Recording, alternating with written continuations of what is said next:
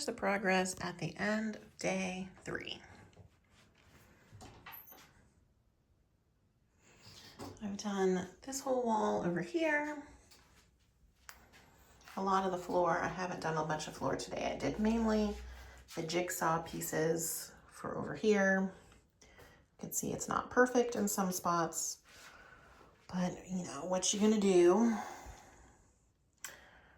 And I did most of over here. I need to take off the light switch to get behind it, but I managed to use offcuts over there. And then I did this wall over here. Pretty good. I actually managed to cut out around here, just kind of freeform cutting without specific measurements. Just cut a little bit, see if it fits, cut a little bit, see if it fits. I still need to paint the window and scrape it and all of that, which should really happen before tile. Yes, I know, but I'm impatient. I'm gonna have to smooth out that.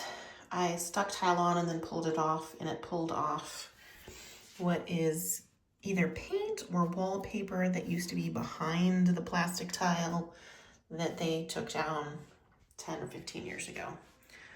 I mistakenly started the tile in the middle, and now I'm going to have to continue down the middle and off to the sides and cut the edges to fit, instead of starting on the left or right, cutting a straight edge and going across. But, you know, we try our best. I also have to smooth out all that drywall back there where we had a repair.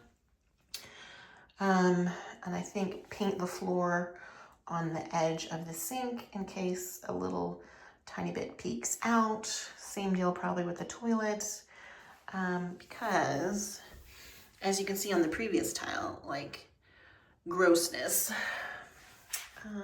So that's what I did over here. I painted the corner of the floor so that if a little bit peeks out, it just looks white and not dirty or the color of the previous floor.